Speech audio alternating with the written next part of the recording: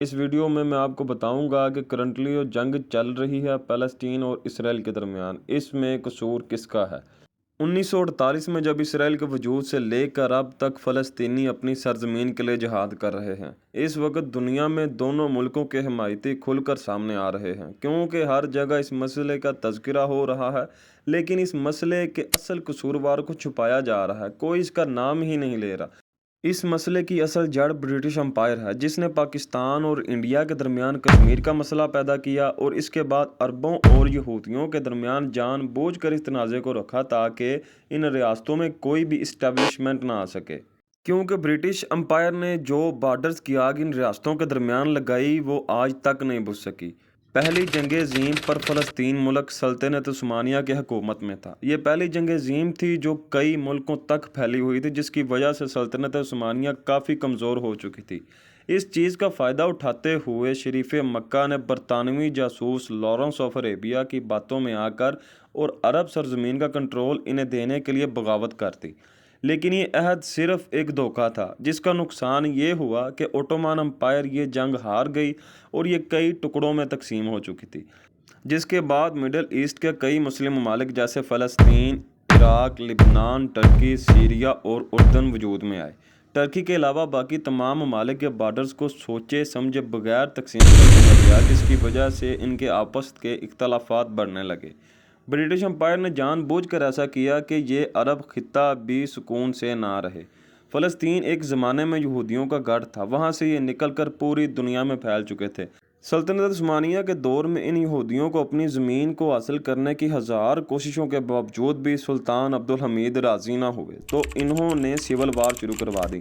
اب سلطنت عثمانیہ ختم ہونے کے بعد ان یہودیوں کے پاس بہترین موقع تھا، جس کا انہوں نے بھرپور فائدہ اٹھایا۔ فلسطین میں اس وقت 87% مسلم اور 3% ہی یہودی تھے۔ فلسطین میں یہودی حکومت برٹش کے لیے فائدہ مند تھی اور اسی کے لیے برطانیہ کے فارن سیکرٹری نے برٹش کمیونٹی کے اہم یہودی ممبر سے یہ وعدہ کیا کہ ہم یہودی قوم کو ان کے لیے یہودی ریاست اسرائیل بنانے میں مدد کریں گے۔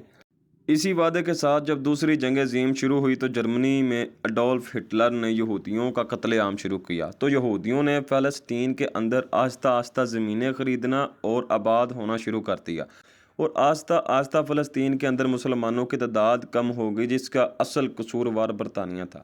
اس سب سے تنگ آ کر فلسطینی عوام نے 1936 میں برطانوی حکومت کے خلاف بغاوت شروع کر دی، جس کو برطانیہ نے کچلنے کی بہت کوشش کی، بے وجہ لوگوں کا قتل عام شروع کر دیا، لیکن یہ آواز دب نہ سکی۔ آخر کار تنگ آ کر برطانیہ پیچھے ہو گیا اور 1942 میں یہودیوں اور مسلمانوں کو ایک دوسرے کے سامنے کھڑا کر دیا۔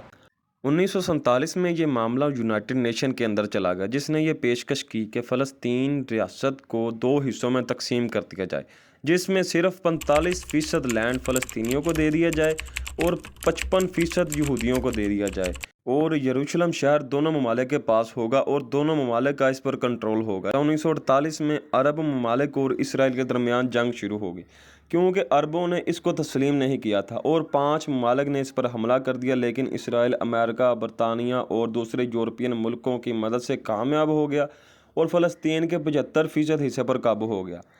1961 میں ایک بار پھر سے عرب اور اسرائیل کی جنگ ہوئی اور اسرائیل نے مزید فلسطینی علاقوں پر قبضہ کر لیا اور یروشلم کو اپنا کیپٹل بنا لیا۔